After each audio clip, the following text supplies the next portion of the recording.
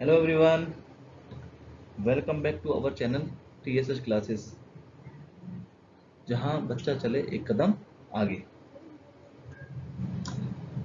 आज हम सीखेंगे how to balance chemical equation. इससे पहले आप सीख सकते हो, फर्स्ट पार्ट में देख चुके हो कि केमिकल रिएक्शन क्या होती है और केमिकल इक्वेशन क्या होती हैं। जिसने ये वीडियो नहीं देखी पुरानी, वो जाके पुरानी वीडियो देख सकता है। How to balance chemical equation कैसे सीखेंगे, इसमें है N2 plus O2 और N2 plus H2 gives NH3। यानी नाइट्रोजन के 2 एटम्स और हाइड्रोजन के 2 एटम्स दे रखे हैं आपको रिएक्टेंट की साइड, और NH3 दे रखा है आपको प्रोडक्ट की साइड। तो N2 के एटम्स कितने हैं? 2। और यहाँ पर जब प्रोडक्ट की तरफ देखेंगे तो यहाँ पर नाइट्रोजन के एटम्स कितने हैं? 1। तो ये इसकी वजह से क्या हो गया, ये अनबैलेंस्ड हो गई। यहाँ पे हाइड्रोजन के कितने हैं?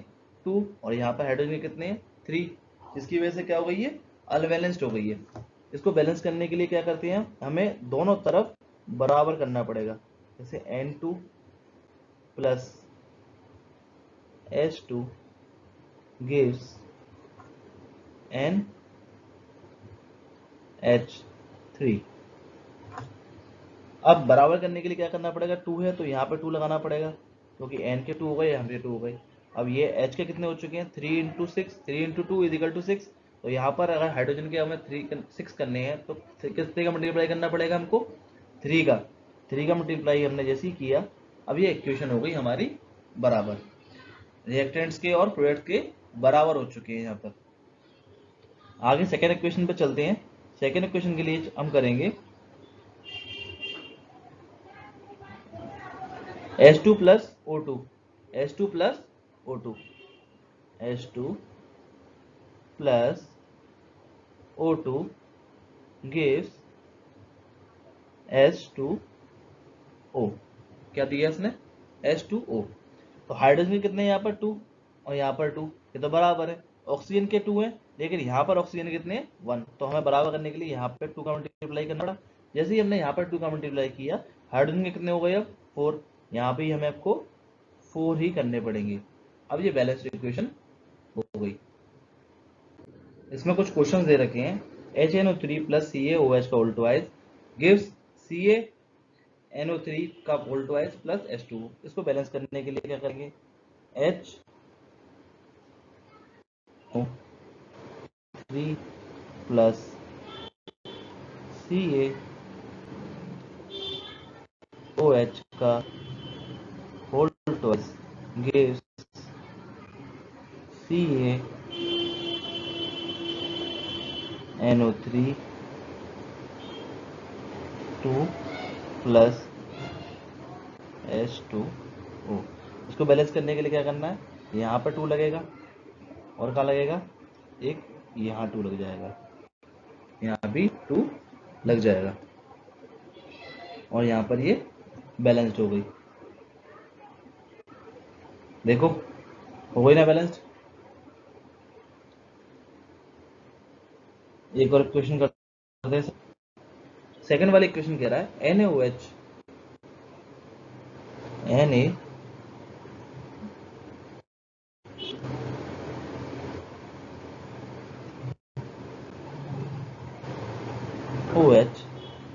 Plus H2SO4 gives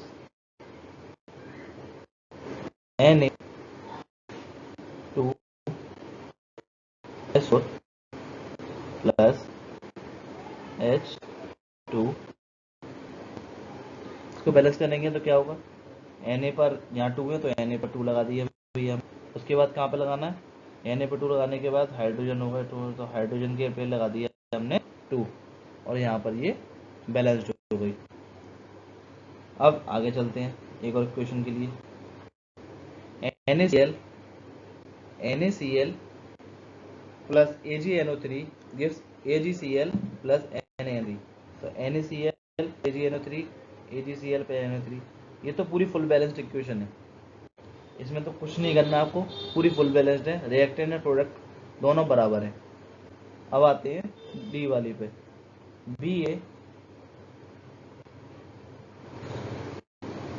Cl2 plus H2SO4 gives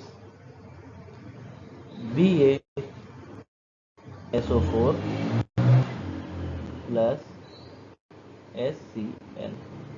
इसको बैलेंस करने के लिए क्या करना पड़ेगा? Cl H2 के 2 है तो यहाँ पे बस हमें 2 लगाना है। उसके बाद और क्या करना पड़ेगा? और ये पूरे फुल बैलेंस्ड है, ये पूरी फुल बैलेंस्ड है।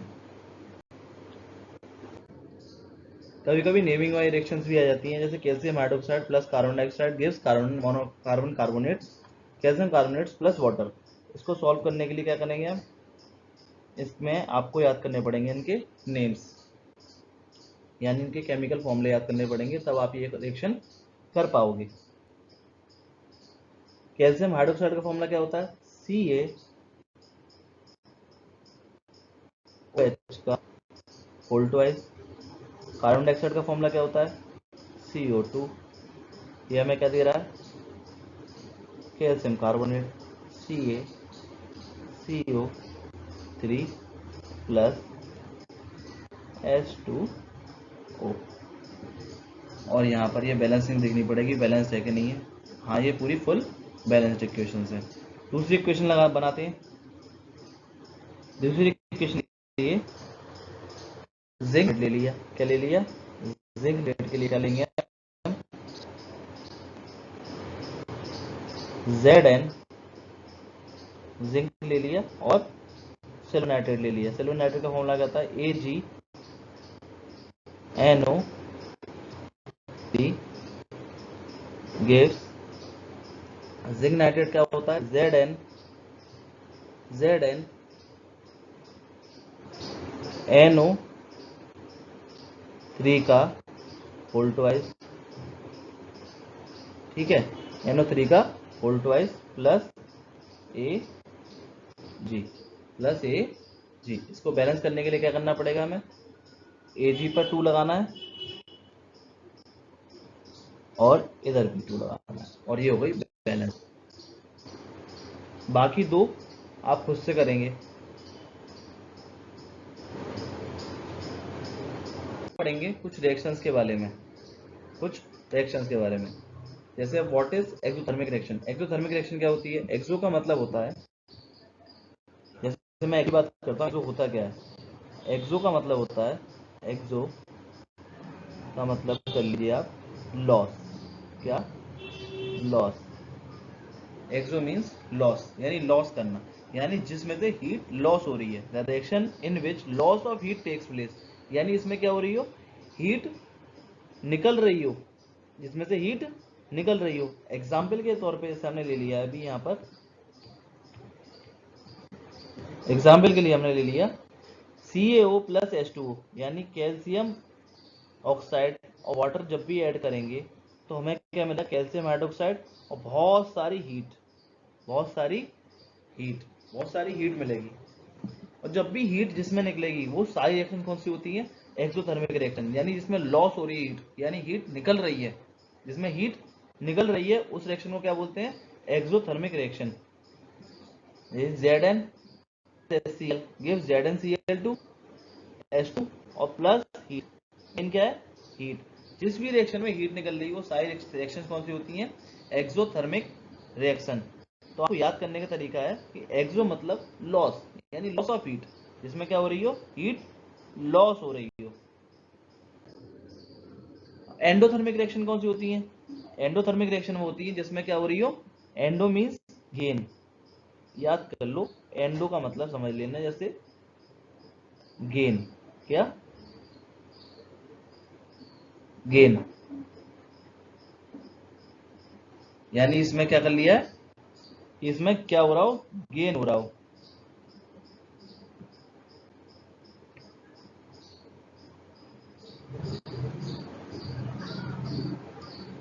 जिसमें हीट हमें देनी पड़ रही हो, क्या देनी पड़ रही हो? हीट देनी पड़ रही है। जैसे reaction in which heat is absorb, इसमें हीट क्या हो रही है? एब्जॉर्ब हो रही है, यानी हमें देनी पड़ रही है। जिसमें हीट देनी पड़ती है वो कौन सी रिएक्शन होती है? Endothermic reaction. कौन सी रिएक्शन होती है? Endothermic reaction. एंडोथर्मिक रिएक्शन जिसमें क्या है? Reaction in which heat is absorbed is called endothermic reaction. Example N2 plus H2, जिसमें हीट प्लस देनी पड़ रही हो, उसमें क्या दे रही हो, हीट देनी पड़ रही हो, उससे कौन सी रिएक्शन होंगी, वो एंडोथर्मिक रिएक्शन। वो सारी रिएक्शन कौन सी होती है, एंडोथर्मिक रिएक्शन। हम देखें केमिकल रिएक्शन कितने टाइप्स की होती हैं। केमिकल रिएक्शन होती है जनरली 5 टाइप्स की। इसमें पहला टाइप है कॉम्बिनेशन रिएक्शन। नाम से ही पता लग रहा हो, कॉम्बिनेशन, क्या, कॉम्बिनेशन। कॉम्बिनेशन का मतलब होता है कंबाइन करना, यानी कि इससे मिलके बनना। जब भी दो या दो से ज्यादा रिएक्टेंट मिलके एक प्रोडक्ट बनाते हैं, क्या बनाते हैं, सिर्फ एक प्रोडक्ट, उसको क्या बोलेंगे, कॉम्बिनेशन रिएक्शन। जैसे एग्जांपल के तौर पे ए प्लस बी मिलके क्या बना, A B. A plus B मिलके क्या बना, ए बी। और इसका एग्जांपल ले लो, जैसे Mg plus O2 gives MgO, यानी Mg और O2, Mg है एक अलग रिएक्टेंट और O है एक अलग रिएक्टेंट, ये दोनों मिले और मिलके क्या बना, मैग्नीशियम ऑक्साइड। तो मैग्नीशियम ऑक्साइड क्या बना, एक प्रोडक्ट बना। उस वो कौन सी रिएक्शन होती है, कॉम्बिनेशन रिएक्शन। जैसे एक और रिएक्शन है carbon plus O2 gives CO2, क्या देता है, CO2। अब डीकम्पोजिशन रिएक्शन, फर्स्ट पार्ट समझ में आ गया। सेकंड है डीकम्पोजिशन रिएक्शन कौन सी होती है, जिसमें क्या हो, ये जस्ट रिवर्स होती है कॉम्बिनेशन की। इसमें क्या होता है, ब्रेकिंग होती है, यानी एक रिएक्टेंट अलग अलग कंपाउंड या अलग अलग एलिमेंट्स में ब्रेक हो गया, यानी डिकम्पोज हो गया। The reaction in which compound decompose two और मोर कंपाउंड्स और एलिमेंट्स, यानी दो या दो से ज्यादा कंपाउंड्स ले लें या फिर एलिमेंट्स भी ले सकते हैं, ठीक है, is known as decomposition reaction. क्या बोलते हैं उसको, डीकम्पोजिशन रिएक्शन। लिखा है ना, it is opposite to the combination reaction, opposite है।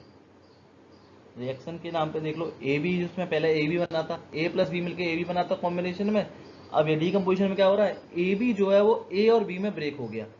जैसे एग्जाम्पल लेते हैं, CaCO3 को हमने हीट दी तो क्या हो गया, CaO प्लस CO2।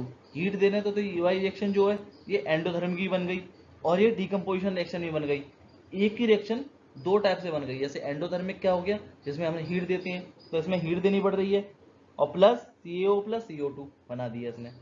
ऐसी सेकेंड रिएक्शन है, इसमें देखो एक फेरिक हाइड्रोक्साइड है, ये किसमें ब्रेक हो रहा है, फेरिक ऑक्साइड में प्लस वाटर में।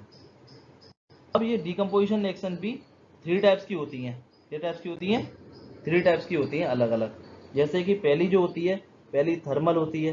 क्या होती है, थर्मल, जिसमें हमें क्या करना हो, जिससे हीट दे के तोड़ते हैं। क्या करते हैं, जिसमें हीट देनी पड़ रही है और हीट दे के वो डीकम्पोज हो रही है। एक होती है फोटो, एक कौन सी होती है, फोटो डीकम्पोजिशन रिएक्शन, जिसमें क्या यूज हो रहा है, सनलाइट। क्या यूज होती है इसमें, सनलाइट, इसमें क्या यूज हो रही हो, सनलाइट। और एक होती है इलेक्ट्रो, नाम से ही देख लो, इलेक्ट्रो। इसमें क्या यूज होगा, इलेक्ट्रो में इलेक्ट्रिसिटी, जिसमें इलेक्ट्रिसिटी देकर किसी को तोड़ा जा रहा है, इलेक्ट्रिसिटी देकर किसी को तोड़ा जा रहा है। टाइप्स ऑफ डीकम्पोजिशन रिएक्शन देखो, पहली थर्मल मैंने बताई थी आपको।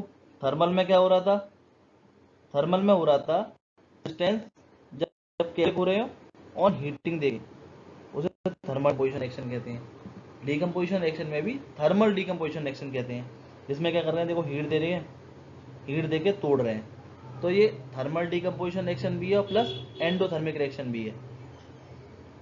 जैसे इसमें PbNO3 यानी लेड नाइट्रेट को तोड़ रहे हैं, लेड नाइट्रेट को तोड़ दिया 3 पार्ट्स में। किसमें तोड़ा, क्या क्या बना है भाई हीट देने के बाद, ये बना लेड ऑक्साइड और नाइट्रोजन ऑक्साइड प्लस ऑक्सीजन, तीन बन गए। अब इलेक्ट्रोलाइटिक डीकम्पोजिशन क्या होती है, जिसमें हमें क्या करना पड़ेगा, वो डीकम्पोजिशन रिएक्शन जिसके अंदर small particle by the passing of electricity, क्या क्या करके टूटे, पासिंग ऑफ इलेक्ट्रिसिटी, यानी इलेक्ट्रिसिटी पास करने पे वो ब्रेक हो जाए, वो होते हैं इलेक्ट्रोलाइटिक डीकम्पोजिशन रिएक्शन, जिसे हम इलेक्ट्रोलाइसिस भी कहते हैं। क्या बोलते हैं, इलेक्ट्रोलाइसिस भी बोलते हैं। जैसे H2O को हमें ब्रेक करना है H2 में और हाइड्रोजन में और ऑक्सीजन में, तो हमने इलेक्ट्रिसिटी पास करी, इलेक्ट्रिसिटी पास होते ही ये हाइड्रोजन और ऑक्सीजन में ब्रेक हो गए।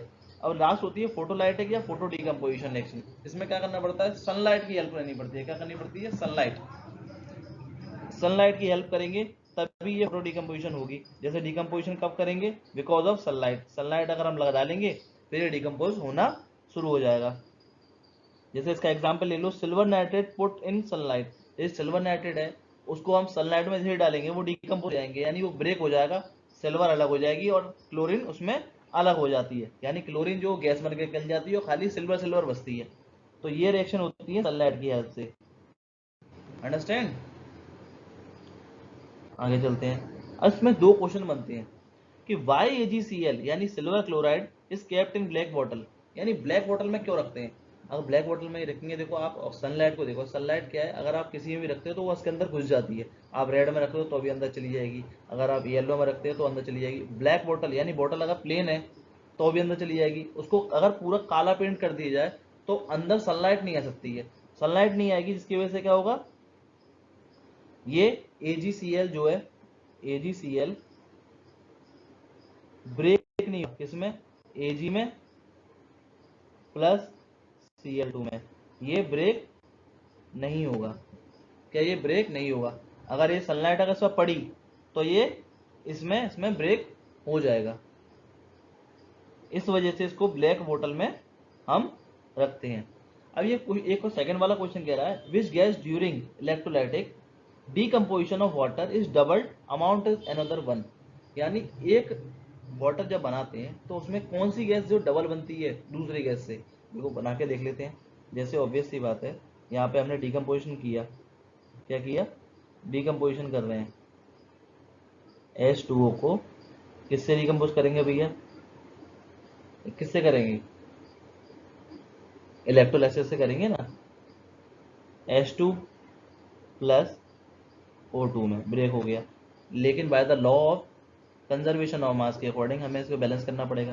ये बैलेंस नहीं है तो यहाँ पे हमने 2 लगाया, तो एक यहाँ भी हमें 2 लगाना पड़ गया, जिसकी वजह से डबल कौन सी है, डबल J है, और ये कितनी है 2, तो ये इसके 2 बने, इसके 4 बने, तो इसकी डबल बनी नहीं बनी। अब हर बार देखना है, हर बार हाइड्रोजन गैस होगी वो डबल बनेगी, तो इसका आंसर आएगा हाइड्रोजन गैस। क्या आएगी, hydrogen gas. During electrolytic decomposition water is double amount of another one, दूसरी ये डबल हो जाती है। ओके, अब हम पढ़ेंगे what is reactivity series. Reactivity series इसलिए पढ़ना जरूरी है क्योंकि हमें आगे की जो रिएक्शंस हैं वो कैसे होंगी, यानी डिस्प्लेसमेंट रिएक्शन या डबल डिस्प्लेसमेंट रिएक्शन, वो किस पर डिपेंड करती हैं, रिएक्टिविटी सीरीज पे। तो what is reactivity series, a series in which metals are arranged in decreasing order of reactivity from top to bottom, यानी डिक्रीजिंग ऑर्डर में लगे होते हैं, यानी सबसे ऊपर वाला जो होगा वो हाई रिएक्टिव होता है, मोस्ट रिएक्टिव, और सबसे नीचे वाला जो होगा वो लीस्ट रिएक्टिव होगा। जैसे पहला लिखता हूं मैं के, तो अपनी कॉपी में नोट डाउन कर लें, के, फिर Na, फिर आएगा Ca, फिर आएगा Mg, फिर आएगा एल्युमिनियम, फिर जिंक, फिर आएगा Fe, फिर आएगा लेड, लेड के बाद आता है Cu, हाइड्रोजन, सिल्वर, गोल्ड, और लास्ट प्लेटिनम। लास्ट क्या आएगा, प्लेटिनम। तो ये सीरीज चलती है इस तरीके से।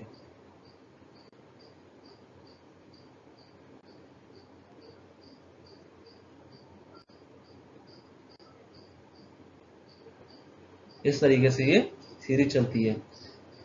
उम्मीद है आप इसको लर्न कर लेंगे, बाकी हम पार्ट 3 में पढ़ेंगे। 3 में पूरा चैप्टर खत्म हो जाएगा, आगे जाके सीखेंगे किस तरीके से रिएक्शंस होती हैं।